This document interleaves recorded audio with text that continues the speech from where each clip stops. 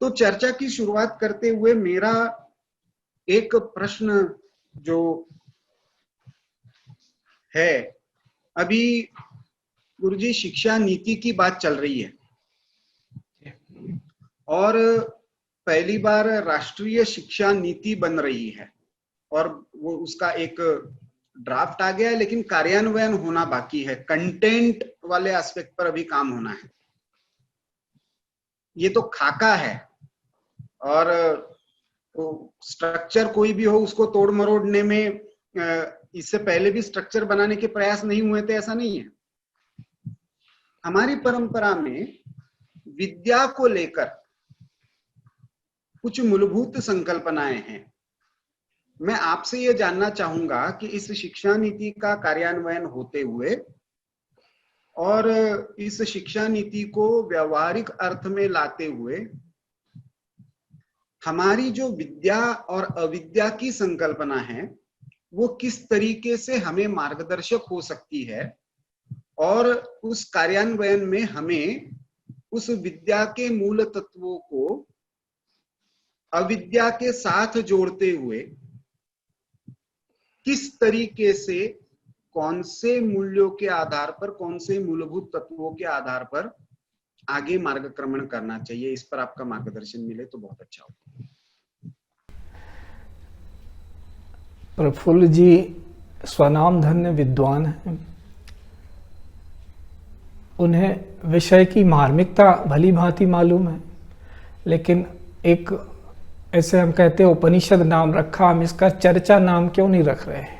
क्योंकि उपनिषद से हमें अपनी जड़ों की याद आती है, स्मृति होती है तो चर्चा ही, है तो संवाद ही। इसी तरह जिस तरह उन्होंने विषय रखा है वो चाहते हैं कि पूरी तरह से ये हमारे सामने बार बार संवाद हो।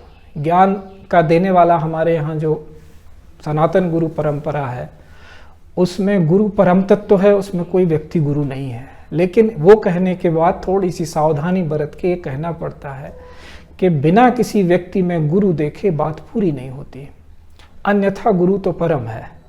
तो यही विनय हमारे यहाँ चली आई है गुरु परंपरा में, और ये भारतीय मनीषा है, ये भारतीय दर्शन है, ये वैदिक परंपरा है। अनेक इसके अनंत नाम हैं, सबका जैसे कहते हैं तत्व एक है, जैसा कहा प्रफुल्ल जी ने, तत्व यही है कि हम उस परम तत्व की ओर संकेत भर कर पाते हैं। बाकी तीन तरह से हम किसी चीज का ज्ञान अर्जित करते हैं, एक अनुभूति, एक अनुभव और एक समझ। तो जैसा हमने शुरू के श्लोक में कहा कि ये व्यवस्था है कि अगर हम देखें क्रम, तो अभ्यास से क्रम शुरू होता है। अब किसी भी चीज का हम अभ्यास करते हैं, लेकिन संकेत कर दिया गया है कि अभ्यास से श्रेष्ठ ज्ञान है, ज्ञान से श्रेष्ठ ध्यान है, ध्यान से श्रेष्ठ कर्म फल का त्याग है, जिससे शांति प्राप्त होती है। और जब शांति प्राप्त होगी तो फिर अभ्यास शुरू होगा। तो हम ज्ञान ध्यान सबकी चर्चा कर रहे हैं, लेकिन अभ्यास ही तो कर रहे हैं यहाँ पे बैठ के। तो हमारे यहाँ जो ये वस्तु होती है कि हम सबको एक में देख पाते हैं। ये जो भारतीय दृष्टि का विशेषत्व है ये और कहीं नहीं है। इस अर्थ में हम कहते हैं कि जहां भी ऐसी दृष्टि आई वो यहीं से गई है।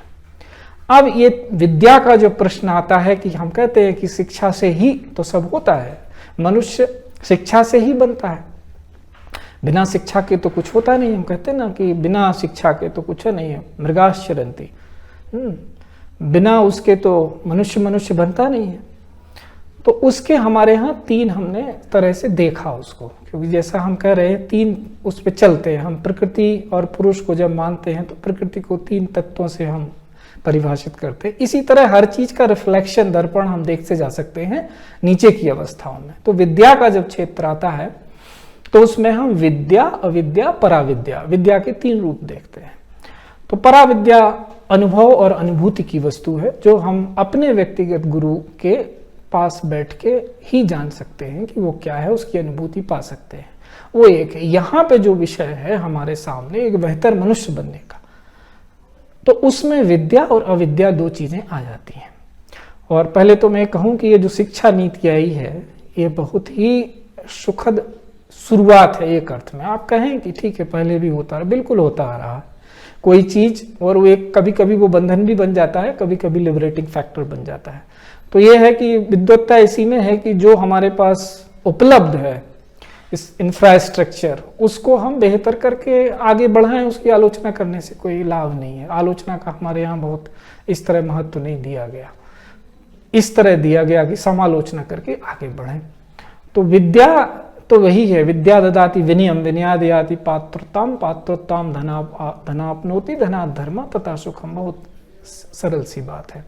तो इसमें मूल जो है कि हम जब वर्तमान में जब एक दूसरे के साथ व्यवहार करें तो शिक्षा का प्रपोर्शन क्या हो। आज संसार में शिक्षा का अनुपात बिगड़ा हुआ है, वो हमें सुधारना है। जैसे मूलतः हम 50%, एक मोटी भाषा में कहें तो शिक्षा होनी चाहिए जीवन जिए कैसे, क्योंकि मूल तो आपका जीवन है, आप सुख से भरे हैं कि नहीं, वो अगर नहीं है तो किस लिए कोई शिक्षा, किस लिए कोई व्यवसाय, किस लिए जीवन। तो जीवन में सुख से भरा होना, इसलिए 50% मोटा मोटी मैं कहता हूं कि वो जीवन कैसे जिए इसकी शिक्षा होनी चाहिए। फिर 25% शिक्षा की हम किस तरह के, जो हम जिसको व्यवसाय कहते हैं, पैसा कमाने के लिए धन, क्योंकि सब कुछ अर्थ हमारे यहाँ पुरुषार्थों में अर्थ धर्म काम मोक्ष ये क्रम है। बिना धन बिना अर्थ के तो कोई काम संपन्न होता नहीं है। तो अर्थोपार्जन के लिए 25% जो आप व्यवसाय सीखते हैं, जिसको यही अविद्या वाला स्वरूप है जिसकी मैं चर्चा आपने संकेत किया है कि बिल्कुल अविद्या कोई निगेटिव वस्तु नहीं है हमारे यहाँ, जिससे हम संसार में जीना सीखते हैं। अविद्या मतलब प्रकृति के साथ अपना तादात्म्य बिठाते हैं, उस ज्ञान को अविद्या कहते हैं। तो कोई नकारात्मक वस्तु नहीं है अविद्या। तो 25% उसके लिए जाना चाहिए। अब बचा 25%, वो ज्ञानार्जन के लिए जाने, नए नए शोध हों। जैसे किसी देश के रूप में हम जब बात राष्ट्र के रूप में करते हैं तो पहले हमें अपने डिफेंस के बारे में सोचना चाहिए। धर्मो रक्षति रक्षिता बात आती है तो उसके पहले है कि आप अपनी रक्षा करने में तो सक्षम हो। तो अगर आपकी टेक्नोलॉजी स्वदेशी हो, जिससे आप वो सारी चीजें, वो सारे यंत्र बना सकें, आज तो टेक्नोलॉजी का जमाना है, तो उसमें आप दक्ष हो, वो आपकी स्वदेशी हो टेक्नोलॉजी सारी तकनीकी है। तो इस तरह से जब हम तकनीकी रूप से आज के समय में सुदृढ़ होंगे, अपनी डिफेंस करने में सक्षम होंगे पूरी तरह। हैं, मैं ये नहीं कह रहा हूं हैं, लेकिन वो कोई भी हमें डिफेंस रिलेटेड अगर हथियार जो भी है टेक्नोलॉजी, वो बाहर से ना लेना पड़े, तो वो आदर्श स्थिति होती है एक देश के लिए। तो 25% शिक्षा केवल डिफेंस ही नहीं, वो तो मैंने एक उदाहरण दिया है। 25% शिक्षा अनुसंधान और ज्ञान हेतु होना चाहिए। इस तरह का शिक्षा का ढांचा होना चाहिए। और कमोबेश जो परिवर्तन दिख रहे हैं वो एक संकेत दे रहे हैं कि धीरे धीरे हम अपनी उसी मनीषा की ओर जाएंगे, जहां विश्व देखे कि हम विश्व गुरु हैं। हम अपने मुंह से नहीं कह सकते देश के उसमें, हाँ इतने ज्यादा हम आप ज्ञान संपन्न हो जाएं कि लोग आपकी ओर देखें कि यहां से ज्ञान मिलना है तो यहीं से मिलेगा। तो वो एक जो व्यवस्था है वो शिक्षा के माध्यम से ही तय होती है। तो शिक्षा के 3 रूप हैं, तीनों रूपों में हमें शिक्षा को साथ में लेके चलना है। विद्या, पराविद्या एंड अविद्या, और तीनों ही महनीय हैं, तीनों की अपनी अपनी महिमा है। क्योंकि हम जिस तरह के जीवन मूल्यों की, भारतीय जीवन मूल्यों की बात करते हैं, उस तक, उस अनुभूति तक जगत पहुंच नहीं पा रहा है। इसलिए उनको ऐसा नहीं है कि उनको कोई उस पर भरोसा नहीं है, उनको उसका ज्ञान नहीं होने से उनको लगता है ऐसा ना हो किसी दूसरे ऐसे डायमेंशन की बात कर रहे हैं जो हमने देखी नहीं। आप तो पुनर्जन्म की बात कर रहे हो, आप तो जन्म जन्म की बात कर रहे हो, हमें इसी जन्म का समझ में नहीं आ रहा है। तो वो आएगा ना, आप उस दिशा में बढ़िए तो सब समझ में आएगा, सब अनुभव में आएगा, सब अनुभूति में आएगा।